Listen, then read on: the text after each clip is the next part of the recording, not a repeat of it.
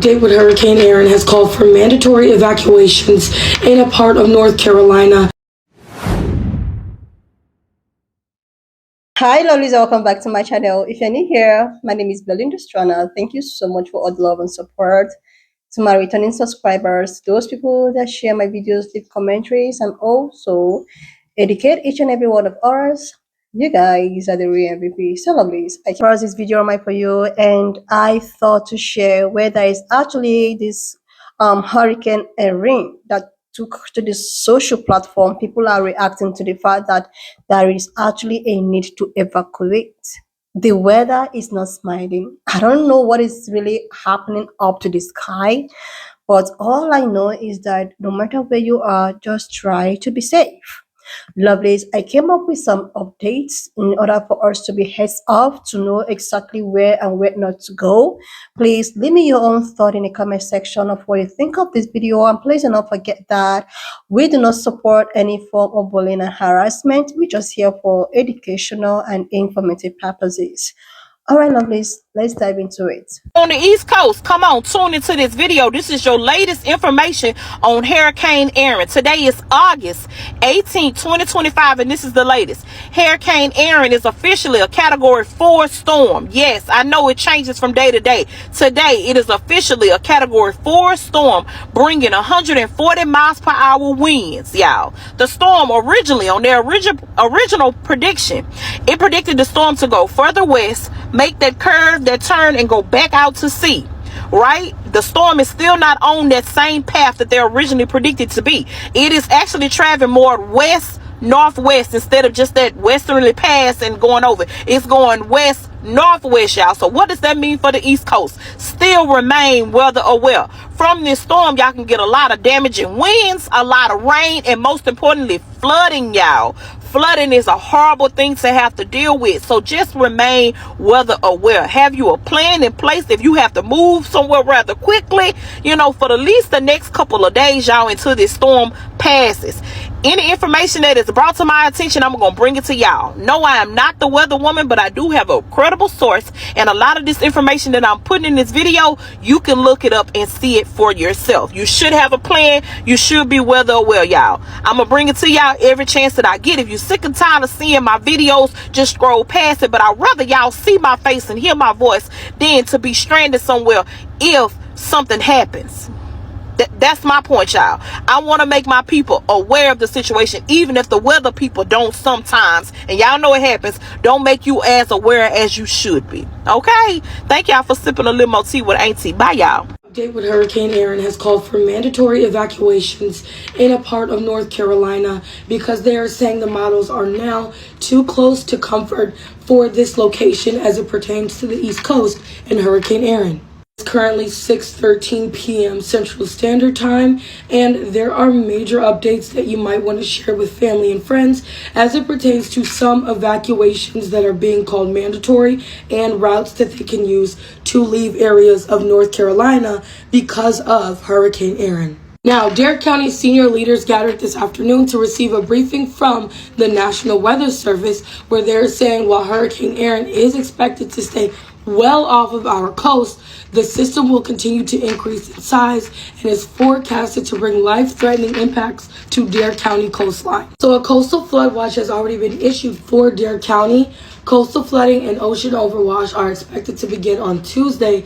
They're saying they're a part of Hatteras Islands that are under a state of emergency and they need to be evacuated, bottom line. So if you don't know where Hatteras Island is, it's basically the outer banks of North Carolina, and they're calling for evacuation. And if you go to their direct website, darecounty.gov, you can find what routes they're doing and where you can leave from. Right now, they're still saying there will be no impacts to the East Coast directly from this hurricane and that it will change, and they are keeping an eye for the one behind it. The latest update with Hurricane Erin has called for mandatory...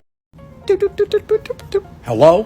Hello, how you doing? This is Eli from Hurricane World. Can you put me on the phone with Erin? You mean Katrina? No, I don't want to speak to Katrina. We already talked. I want to speak to Erin. Oh, okay. Thank you.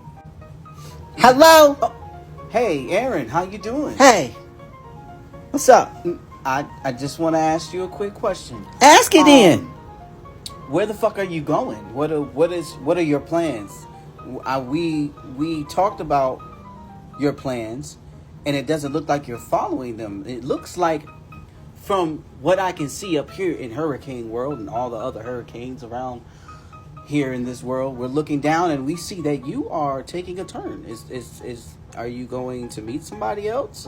Are you taking a pit stop at Dolphin Cane? I need to know. I need to know what you're doing. I'm not doing shit. I'm literally just taking a turn. Because I don't want to go where y'all want me to go. Why I gotta be like Katrina for? Well, I want to be me. After, I'm gonna let that happen, but I want you to know you're fucking fired. You're fired, Erin. You're fired. You had one job, and you decided to take a fucking turn. You know what? I'm done. Hey, what's going on, you guys? First warning, meteorologist Marquise Mita here again for your 2 p.m. Tuesday afternoon tropical update. We're going to be focusing on Hurricane Erin, but one of the biggest questions I got in my last 2 videos was what's going on with Erin's little sister, or the tropical disturbance that we see off in the Atlantic. We actually have 2 of those right now, one of which is now in Invest. We're going to be talking about those shortly, but let's focus on the meat and potatoes. What's the more immediate threat to us here across the United States, and that is Hurricane Erin. As of the 2 p.m. advisory, the biggest change that we've noticed is that its pressure is now at 958 millibars. Wind speeds remain sustained at 105 miles per hour, and it's traveling north and northwest as opposed to just strictly northwest yesterday. So more of a northerly orientation in its heading. And that's perfect news for us here across the eastern coast because we want it to travel north and then towards the east, staying away from our coastline.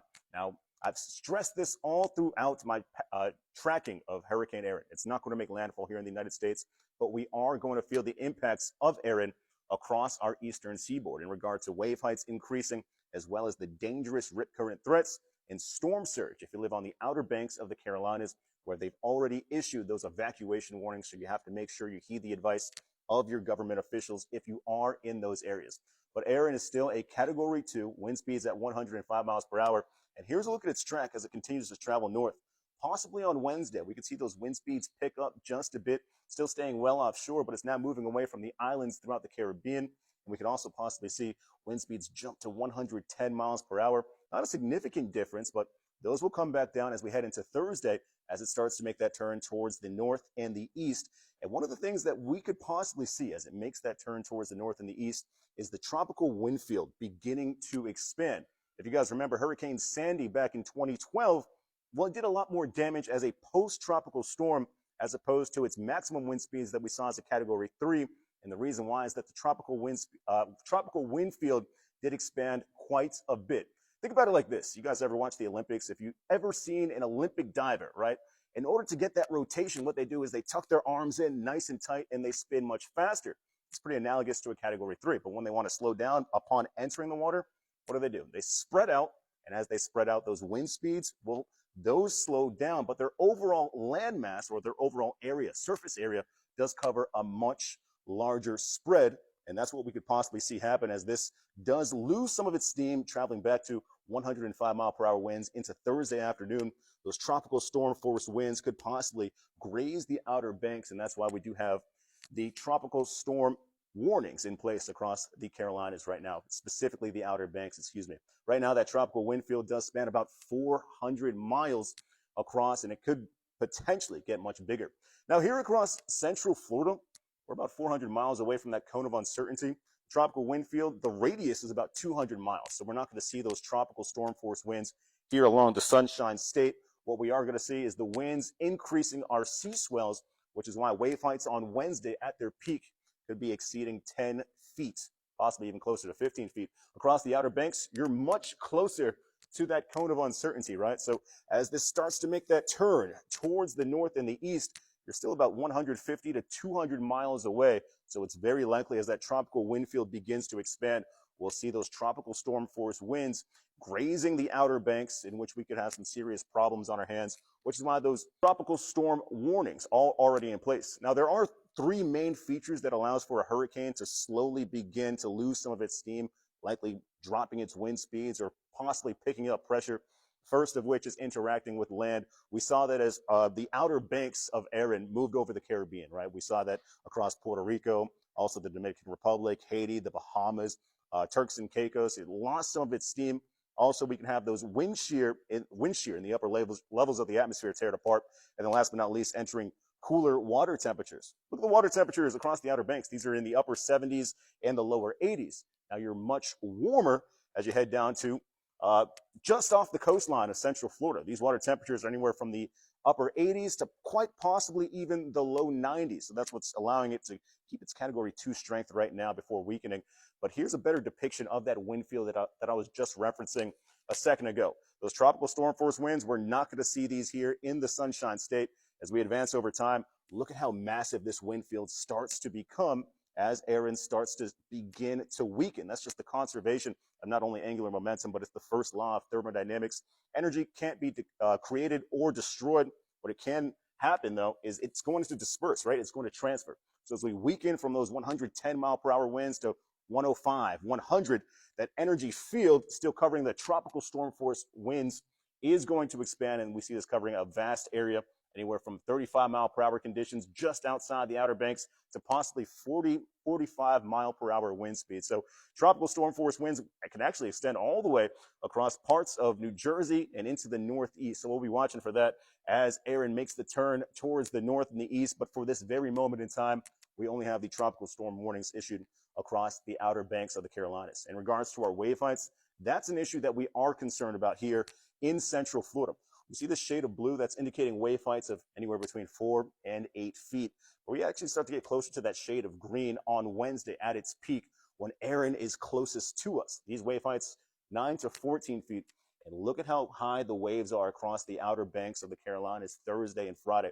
You're much closer to this shade of yellow, which is going to indicate waves anywhere between 21 and 25 feet to wrap up the work week. And you have the same waves over Bermuda as well.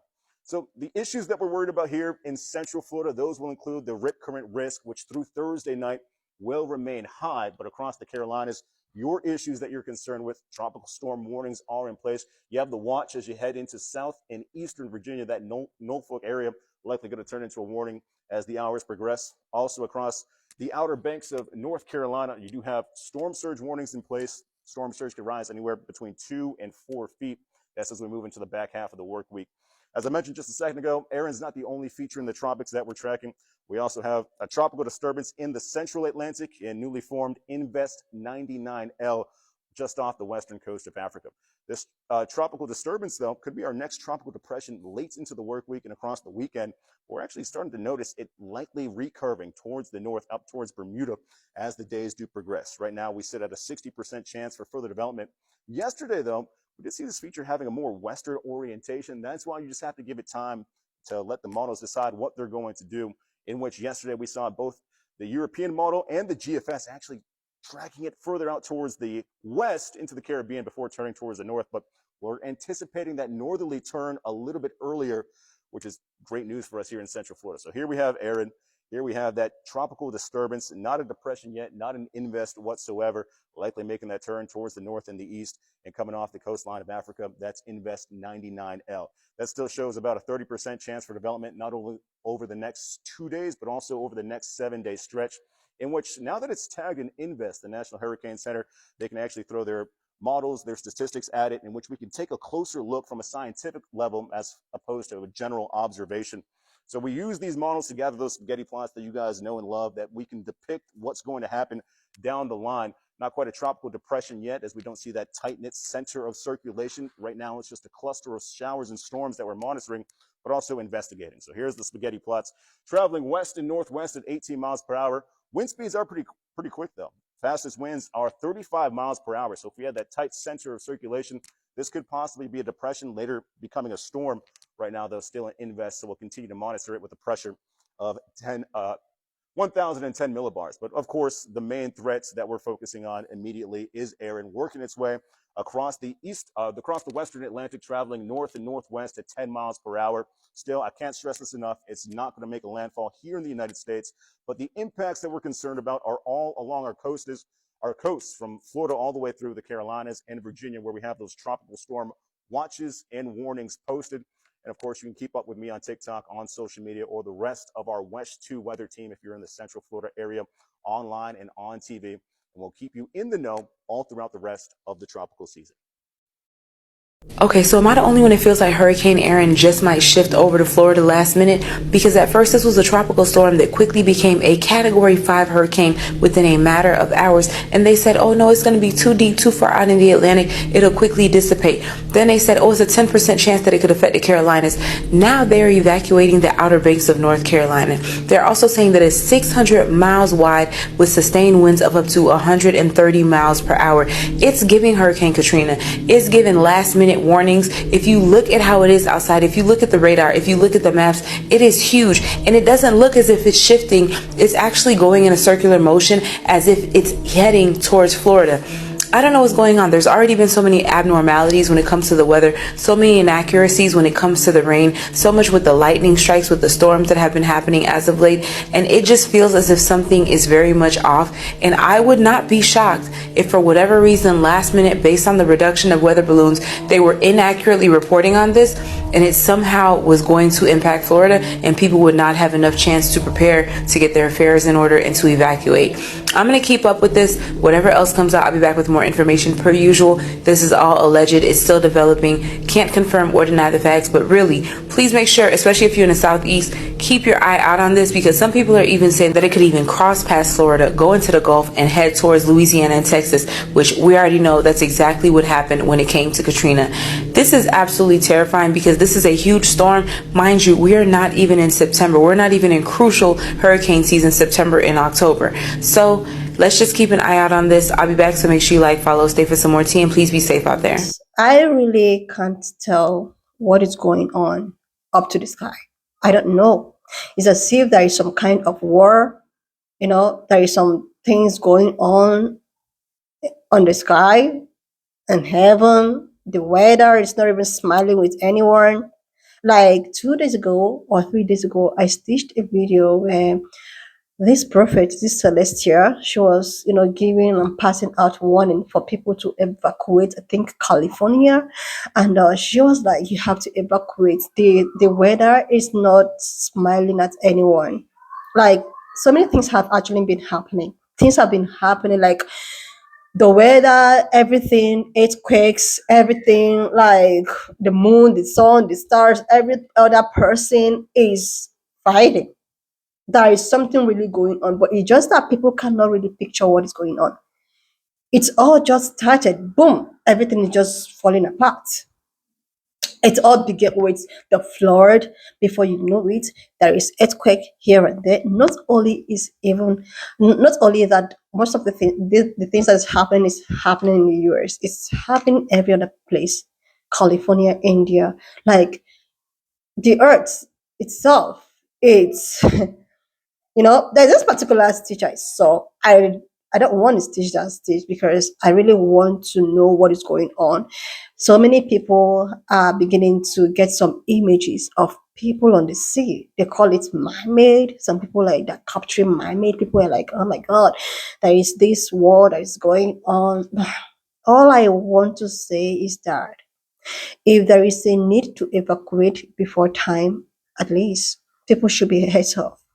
Because sometimes most of these people that control the weather and the media and try to give you some heads up, some of them don't even care. That is why you see most of the things that happened in, is it Florida, that so many people got flooded because there was no heads up. One thing I know is that if I see some kind of a warning sign, heads up, evacuate, and blah blah blah, I'll just try it as much as I can to just teach it here. Like they say that it's better for you to be very careful rather than to like had I know. Had I know is what's up. Had I know is when things have already gone out of your control. But if it's when things are within your control, you have the privilege to evacuate, or if you're not even evacuating, you have the privilege to be so mindful, to be so aware of your surroundings, to be like so many things is just going on at the same time. And I'm not feeling comfortable with it. If it's not rabbits that is beginning to grow horns, it's some cloud burst or some volcano or earthquake or some aliens and mother ships coming. Like, guys, what is going on? what is really going on this planet Earth. Like, I was talking to a friend of mine. I was like, I think this is the time for people to really hold closely to God. I think this is the time for people to actually treat each other well. Like, sometimes I was like, that is not even point fighting and try to be divisive and all of that. Like, at the end of the day, we're all human. At the end of the day, we are all are supposed to treat each other with love, because this alien people that is coming, we don't know how they behave. We don't know if they're going to be so good with humans, if if they are going to be worse off. So I think at this point, people just need to be very, very careful of their surroundings. People need to, like, try to watch out for each other. No point of any kind of negativity and what have you. So if you have chance, you have any means, if they say evacuate, I think it's safe for you to evacuate. If they said okay, everything is okay, then everything is chilled. While we just keep on praying and hoping for the best. And I constantly pray every morning that at the end of the day, everybody is just going to be fine. Everybody's going to be okay. Because at the end of the day, we just pray that 2025 is just going to be a very good one for each and every one of us. Anyway, love this. Why not just leave me your own thought in the comment section? Please be safe wherever you are. Watch out for your brothers and sisters. Treat your brothers and sisters the way at which you want other person to treat you. Love thy neighbor as you love yourself. And I will see you, love this, when I upload the next one.